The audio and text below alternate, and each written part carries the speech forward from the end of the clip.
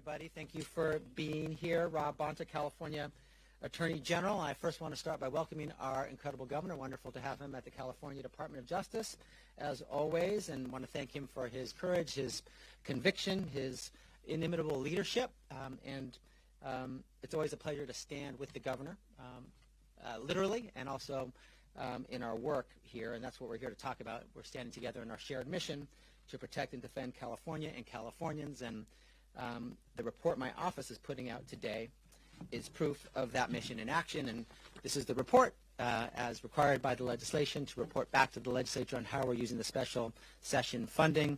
It sets forth how we've used the $5 million so far and goes through the different cases and other efforts and actions that we've taken to date, and as I like to say, as others say as well, we are bringing the receipts. And so let me talk about what we've accomplished. Since President Trump took office on January 20th, the federal administration has led a sweeping campaign to illegally withhold funding and services, to dismantle the federal government, and to strip Californians of their constitutional rights.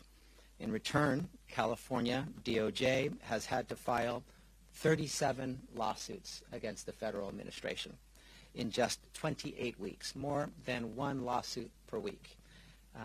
We've successfully secured early relief in 17 of 19 cases where we've asked for it and where the court has ruled. So out of 19 times where we've gone to court and asked for a temporary restraining order or a preliminary injunction, 17 of those times we've gotten it. Today we have 13 court orders blocking President Trump's illegal actions. On top of that, there have been other instances where the administration has conceded and reversed course outside of a court ruling, without a court ruling to document and affirm that fact. So there's other metrics for victory as well. One example of that is just recently, when days after we filed a lawsuit, the Department of Education restored funding it had illegally frozen and that we had made a subject of our lawsuit. We've also brought more than 40 amicus briefs, filed more than 40 amicus briefs in support of other related cases that are aligned with our mission and our work. In just the first 6 months, California DOJ's actions have restored, protected, and defended over $168 billion in federal funding that our state, that our communities, that our families rely on. So $5 million of special session money to fund the work, to support attorneys and paralegals in my office, $168 billion protected. That means that for every $1 we've been given by the legislature and the governor from special session funding to do this work, and we are very grateful for that funding, we've returned $33,600 for the state. $1 for $33,600 in return. And just to put it in perspective, if you told a Wall Street investor they'd get a $33,000 return on every $1 invested, they would trip over themselves to get in on that deal.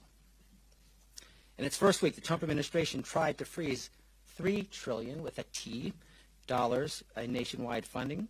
Less than 24 hours later, we were in court to freeze him in his tracks, saving $168 billion for California alone, 1/3 of our state's annual budget. When the administration's initial attempt at a wide net cut failed, it changed course and it flooded the zone with near constant attempts to cut off funding anywhere and everywhere they saw an opening. Like a dangerous and unruly game of whack-a-mole.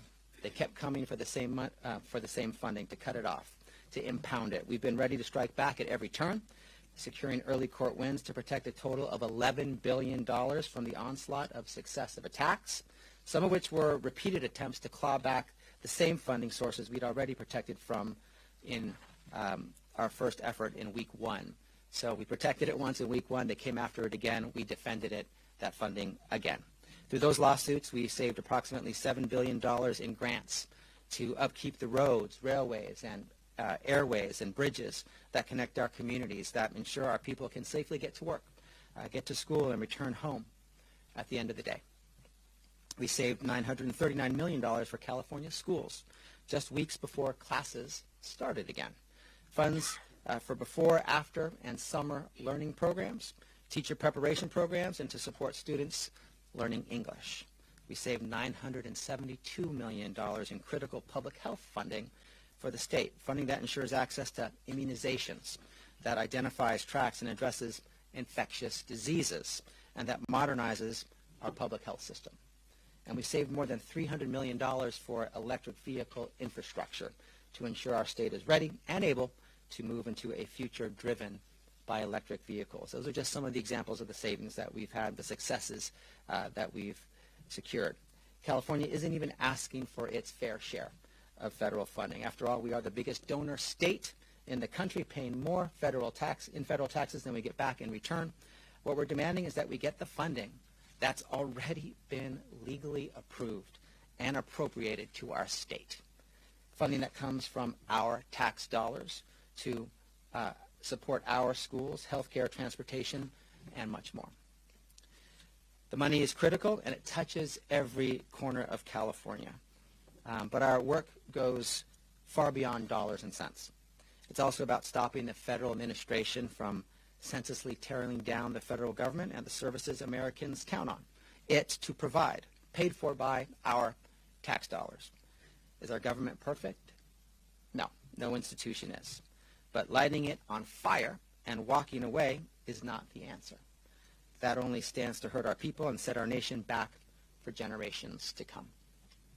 We blocked the administration's attack on the Department of Health and Human Services because we need it to continue protecting the health and safety of millions of Americans, to combat infectious diseases, reduce smoking-related deaths, and ensure all families have access to early childhood programs.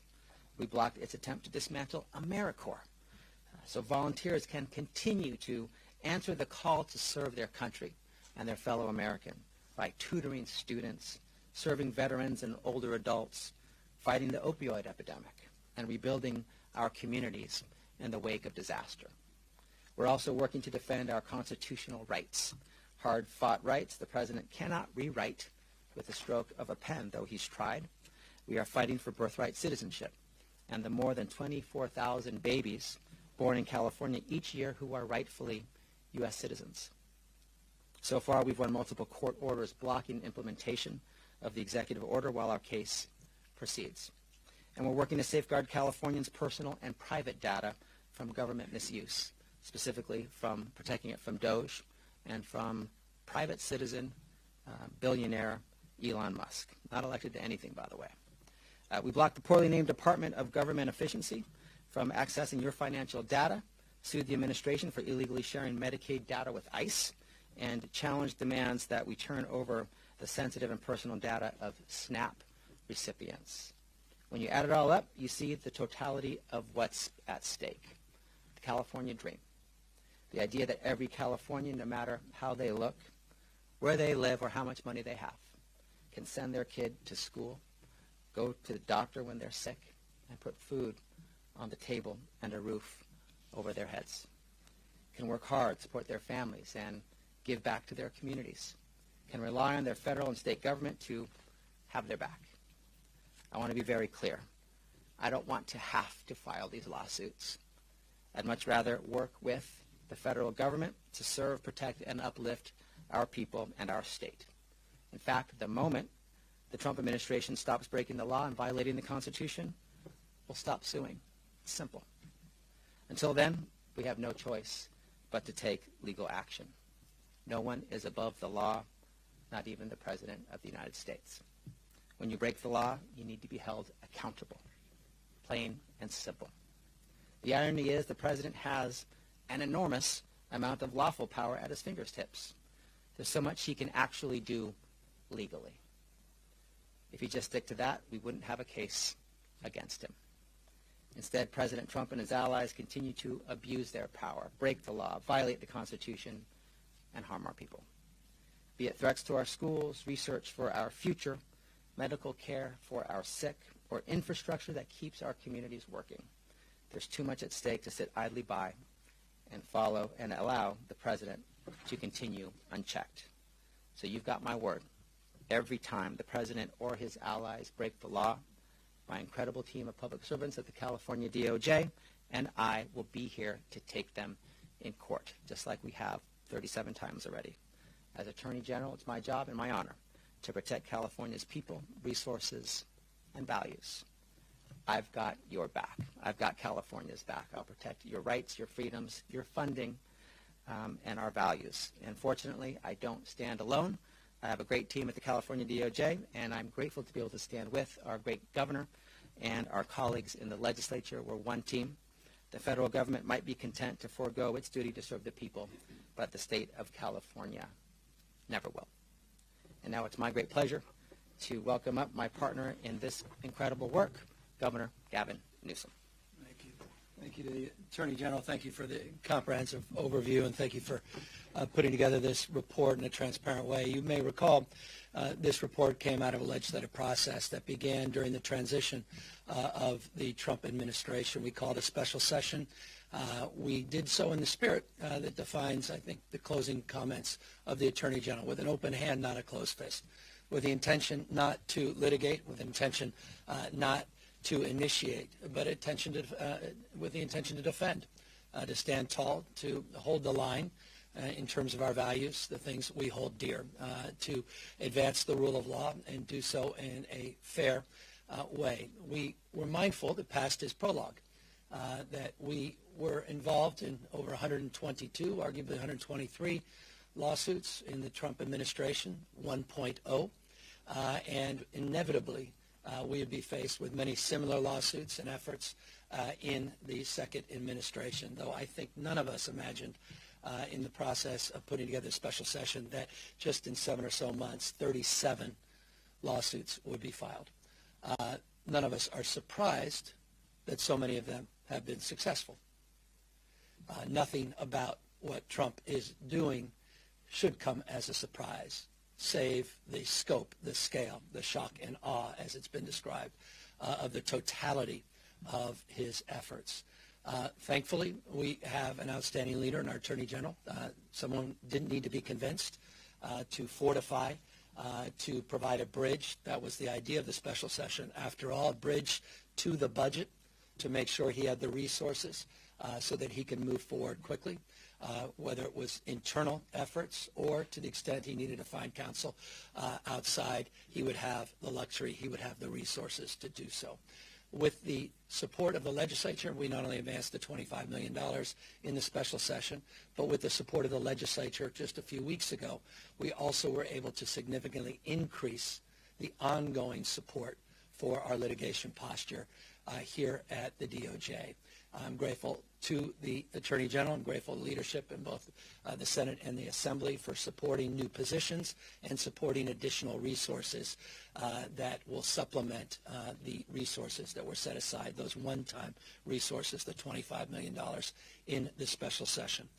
It was never the intention to quote-unquote Trump-proof, your words, not mine, during the special session, but undoubtedly those resources have come to bear great fruit.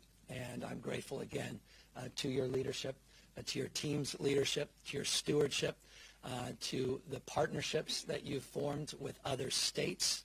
And I think this closing is a critical point. It's the old African proverb, you want to go fast, you can go alone, but if you want to go far, go together. And the partnerships that have been formed with other attorney generals all across this country have been formidable and have had tremendous impact in terms of the success with these preliminary injunctions, success so far in this process. But none of us are naive about what's next, and none of us are naive about the imperative of making sure that we're resourced and we have a resourceful mindset as we move forward. Tremendous return on investment. But again, this is just 7 months into a new administration, and there's no question in my mind that the most vexing challenges are in front of us, not behind us. So I'm here just to support and amplify the work that was done in putting together this report, but also extend gratitude not just to the Attorney General, but again to the legislature for approving this appropriation, for supporting that special session, and setting up this strategy. First of its type in the country, we took this next administration, the new Trump administration, seriously, and thankfully we did. And I'm very, very proud of you and your team and grateful for the opportunity just to highlight and reinforce the success that's laid out today in this report. Thank you, Governor Newsom. Appreciate the partnership again, the kind words, the ability to talk about in a transparent way what we've accomplished so far, and with clear eyes and a sober outlook, ready for whatever happens next. We will continue to do what we've already done. And I think what we've accomplished is proof positive of what we hope we can continue to accomplish on behalf of California, our people, our values, and our future. So with that, happy to answer any questions that you might have. For both of you, Ash as well, just on redistricting, which I know is separate from a lot of this, but still kind of philosophically the same. Republican Representative Kevin Kiley today came out with a proposal that he plans to introduce tomorrow that would prohibit states like Texas and California from redistricting mid-decade. Is that something that the two of you would support? Let me turn it over to the governor who's been leading on this issue. Well, I've long supported independent redistricting. I was mayor of San Francisco supporting the efforts at the state level. Very proud of Governor Schwarzenegger's leadership. Proud of those that supported that effort. I was one of the few elected Democrats at the time that publicly stated my support for the independent redistricting. So absolutely, I support a national framework. In fact, the work we're advancing with the legislature does just that. It reinforces the framework, the policy, through a constitutional framework to advance as policy support for national independent redistricting commission. That's absolutely the goal. I'm appreciative that this member of Congress is waking up to the realities of what has occurred in Texas. I haven't heard much from him as it relates to the condemnation of their efforts, but I'm grateful that he recognizes the importance of a national framework. Sorry, just to be clear, his legislation prohibits a mid-decade redraw. Is that something that you'd be okay with? That way you wouldn't... Well, this whole thing is in response to, and in many ways it's the spirit, and I appreciate your question, and I'll build off it. It's the spirit of the special session, this special session, as it relates to putting ourselves in a position to respond to the assault on the rule of law and our democratic principles, principles of federalism, 10th Amendment, that so often are brought to bear in light with the litigation that we've advanced. The proposal that we're advancing with the legislature has a trigger. Only if they move forward to dismantling the protocols that are well established would the state of California move forward in kind, fighting yes, fire with fire. So in that light, I believe there's consistency. Hi, Governor. Monica Madden, ABC 7 News. Last night, California state Democrats and congressional Democrats had a meeting to discuss this ongoing redistricting plan, and we're hearing that California Democrats have a draft, or almost are done with the draft of these maps.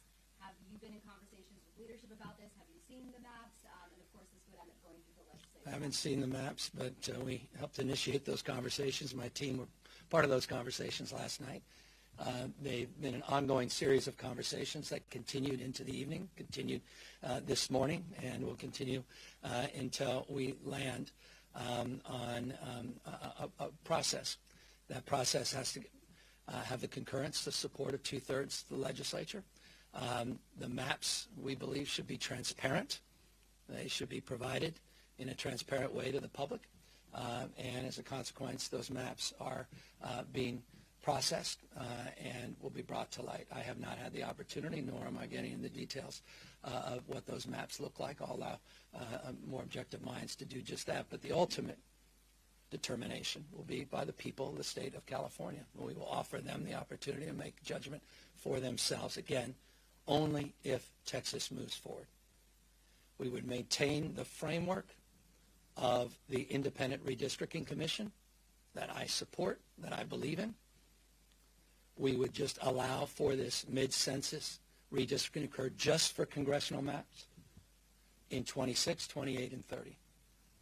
It would also state, as I said a moment ago, and I'll reinforce, that we believe it should be national model, independent national redistricting, and it would revert back to its original form. But it's done in response to the existential realities that we're now facing. Things have changed. Facts have changed. So we must change. It's in the spirit of Lincoln's infamous second inaugural. We have to disenthrall ourselves so we can save this country. We've got to think anew. We've got to act anew. Things have changed. We're reacting to that change. They've triggered this response, and we're not going to roll over, and we're going to fight fire with fire. But we're going to do so not just punching with the weight of the fourth largest economy, the most populous state in our union, the size of 21 state populations combined, but we also will punch above our weight in terms of the impact of what we're doing. And I think that should be absorbed by those in the Texas delegation. Whatever they are doing will be neutered here in the state of California. And they will pay that price. And we believe public opinion is with our approach.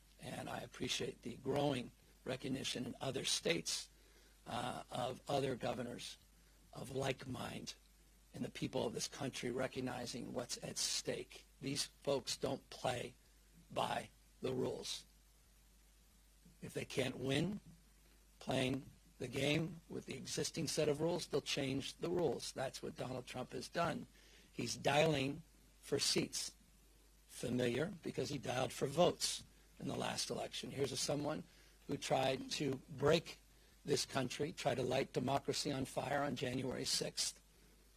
He recognizes he's going to lose in the midterms, and we have the opportunity to de facto end the Trump presidency in less than 18 months. That's what's at stake, and that's why we're putting a stake in the ground.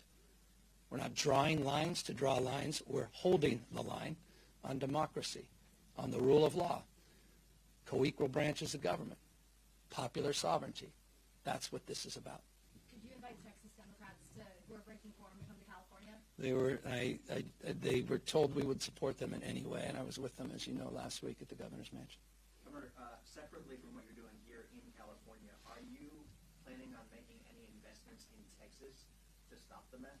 Well, we're going to do what we can to resource and support them, but our focus is here on California. Should Californians be prepared to go to the polls in November for a special election? It's cause and effect. It's triggered on the basis of what occurs or doesn't occur in Texas. I hope they do the right thing. And if they do the right thing, then there'll be no cause for us to have to move forward. But again, we're working with the legislature on a trigger that if they do move forward, California will not sit by idly and watch this democracy waste away. We'll fight fire with fire, we'll assert ourselves, and we'll punch above our weight, and it will have profound impacts on the national outcome, not just here in the state of California. I appreciate it's already led to some members of our delegation now calling for independent redistricting. That's an encouraging sign. So already, perhaps people are waking up to the reality of California entering into this conversation. We're not a small state. Again, we punch above our weight. It will have profound national implications if we move forward. And I'm confident if we move forward, the people of this great state will support this effort. If California moves forward with a special election for this mid-decade redistricting effort, can you talk about how realistic it is with such a tight timeline? If you're hoping to put this on the ballot in November, on November 4th, there's has to be 45 days that needed for mail-out ballots and things like that. So how confident are you in getting this done with such a tight timeline? Very, and we'll get it done. And the goal is to get it on the November 4th ballot, where other municipal elections are already occurring. So, Governor, I mean, you basically have to act by the end of this month to meet those timelines. What if Texas hasn't actually done anything by then? I mean, are you just going to move ahead with it anyway as a backup plan? I'll repeat what I said earlier because it's important, and I appreciate the opportunity to clarify it on the basis of your question. We have trigger component of this effort. So it only goes in effect if it's triggered by action that occurs.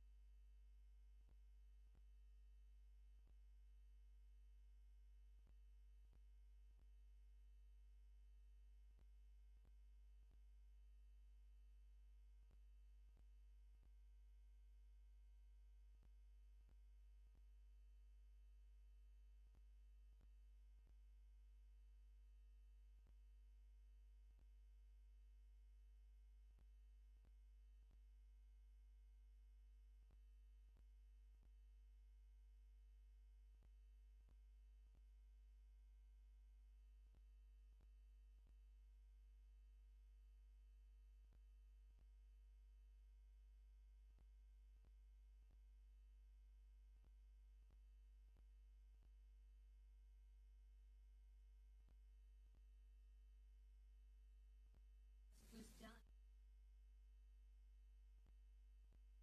in days, and there was public outrage. There was a ton of public comment. I mean, how can you guarantee the process here won't be exactly the same as it was in that state? One has nothing to do with the other.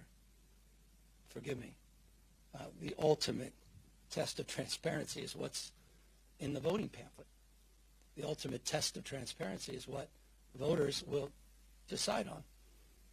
Full light of day, completely public. They will have the opportunity to review those maps. They'll have ample opportunity to do just that, and it will be in their ballot box, and they'll make that determination. That is in stark contrast to the example that you just did ask. You seem to erode your confidence, though, in the independent redistricting office. Like, coming back to that, if we're just going to go around it every time, how can we think of it as an independent one that is given that power, so to speak? Well, we believe in the core principles. Things have changed. I mean, again, the word disenthrall is the operative word here. You know, when things change, facts change, you've got to change. This is serious stuff. I mean, I can just remind you just some tactical points. I mean, you want more warrantless arrests of people that look more like the Attorney General than me? You want to continue to sit back as we have aid to people that are desperate and in need to get their lives back on track because of one of the most significant disasters, natural disasters in American history that happened in Southern California? You want that aid conditioned on a political whim of someone in 1600 Pennsylvania Avenue? I go down the list. All of that is on the line here. It's not a gross exaggeration, not an exaggeration at all. Remember, the origin story here is Donald Trump made a phone call, so familiar. Just out in the open, corruption at a whole nother level. Do not allow this to be normalized. I told Greg Abbott, I need you to find me, in this case, 5 representatives. These guys aren't screwing around. So I'm not here to, it's not an intellectual exercise. I'm not here to be a member of some think tank. We're here as pragmatists, practitioners, And I've got kids. I care deeply about the 250th anniversary of this great country that we'll celebrate next year. It's all at risk. This guy's not screwing around, and nor are we. You said you haven't seen any maps yet. So who is drawing those maps, and what is the target number of Democratic seats that you're asking for on that? I'm not asking specifically for anything except a process to unfold with congressional legislation, the congressional delegation, and members of the California State Assembly and State Senate. And that's a process that they're engaging in, and it's a process that's very familiar. Redistricting is very familiar to all of us. And these are maps that I'm told are relatively familiar as well. The independent redistricting puts out maps all the time. I have seen many maps over the years, and some are approved, some are not. And those process is unfolding as we speak, but it is not a process that I, as governor of the state of California, am advancing in any detail. It is a process that's happening with the delegations. It's a process that will be made transparent, fully transparent, and the ultimate determination of this approach will be made by the people of the state, and we hope that occurs with a special election that will coincide with municipal elections, many, not all. LA City is one, others as early as November 4th. As I said, we will punch above our weight, and we will more than address the concerns that have been expressed by actions in other states. Can I ask one question about this actual report? Sure. Unbelievable. I would like to have a very as you ask. A question about this report. Yes, please. A two-part response for my colleague. First of all, for both of you, is there one win that has been especially meaningful to you in the court that represents the California values? And second, and in the week's financial question, $25 million is hard for people to understand. Is it being spent on outside counsel? You've drawn down $5 million, $10 million being drawn down. How do you explain where it's going to the general public? Sure, thanks. The first two cases, they were first in time, and they kind of represent the body of 37 cases in some ways. They cover two main buckets that the cases can be put in broadly. First case was the attempt to, with the stroke of the pen, amend the Constitution and end birthright citizenship. That was our first case. And that one is very meaningful. We've had other cases attacking constitutional rights like voting rights, and we got an injunction in that case as well. The idea that you can timely cast a ballot and it should still be counted. Not a lot to ask for in this amazing country, but the president has attacked that. So protecting rights and freedoms, core constitutional rights like the right to vote, the right from which all other rights flow, and birthright citizenship right there in the 14th Amendment, the Citizenship Clause. That was case one. That one's super meaningful, remains super meaningful. The second one represents the attacks on congressionally appropriated funding. It was the OMB memo case, Office of Management and Budget, $3 trillion at risk, nationwide, $168 billion for the state of California. We were able to block that, stop that, make sure that that $168 billion continued to flow, things that it funded housing and health care and food and child care and college and emergency and disaster relief and response. So very important. I think those cases, they were the first two in time, but they remain sort of the most important in terms of what they represent, the amount at issue. Nothing has been higher in terms of what was at stake in terms of financially than the $168 billion in the OMB case. And, this core constitutional right being attacked by the president on day one, the day he raised his hand and took the oath to follow the laws and the Constitution, he breaks it later that day and tries to amend the Constitution in a way that's unlawful. I think those two cases remain really important and defining as we continue the work. $25 million is a lot of money. We're grateful to have it. $168 billion is a lot more money than $25 million. We've spent $5 million. What do we spend it on? We spend it on attorneys and paralegals, the people who bring the cases, who file the complaint, who go to court, who argue the motions, who secure the restraining order, who secure the preliminary injunction, who write the briefs, who respond to the court, who protect the trial court victory at the appellate level. So it's mostly all attorneys with some paralegals, all inside. We have not spent any money on outside counsel in our litigation. We hope to internalize it. We think we have an incredible team I think the success and the metrics that we've laid out today are proof positive of that. So we want to continue to support the great men and women at the California Department of Justice who do this work, our attorneys and our paralegals and their support teams. The National Guard lawsuit is expected to go to trial in Judge Breyer's court next week. Are you anticipating the Trump administration to try and get this lawsuit completely tossed now that they've been withdrawing slowly but surely the number of members on the ground in Southern California? We are very aware of that potential strategy. They sort of signaled it to us earlier, and their sort of slow withdrawal of Marines and National Guards people suggests that they might be coming to an end. They're not there yet. I mean, this is, by the way, far too slow and not soon enough. They should never have had people there. The Marines and the National Guards people arrived to quiet streets in LA the day they arrived. And the president has been incredibly, in my view, disrespectful to these patriots. He's treating them as political pawns, and they're sitting on federal buildings. They're sleeping over each other. They're not having appropriate support. They should be doing other things. They were doing other things. The governor had the National Guard people doing important things, fighting fentanyl and wildfires, and they were brought to L.A. as a political stunt, unfortunately. But we're aware of that possibility. It might be that by the time of the preliminary injunction hearing, there's no National Guards people or Marines on the streets of L.A., and Judge Breyer would have to look at that and determine if the issue is still ripe and one that deserves a ruling, or if it's now moot because there's no more troops on the ground. But it reinforces the litigation strategy. Those things are not coincidental. Had we not positioned ourselves, we not postured with that litigation approach, we would not be in this position with that withdrawal. That's right. We pushed for the preliminary injunction hearing. They were aware of the hearing. The timing of their withdrawal is very cognizant of the hearing. And so our goal was to not have the troops there, and to the extent that they were there, have them removed as soon as possible. That is happening. So I mentioned earlier there's different ways to measure victory here. And some are with orders that we secure.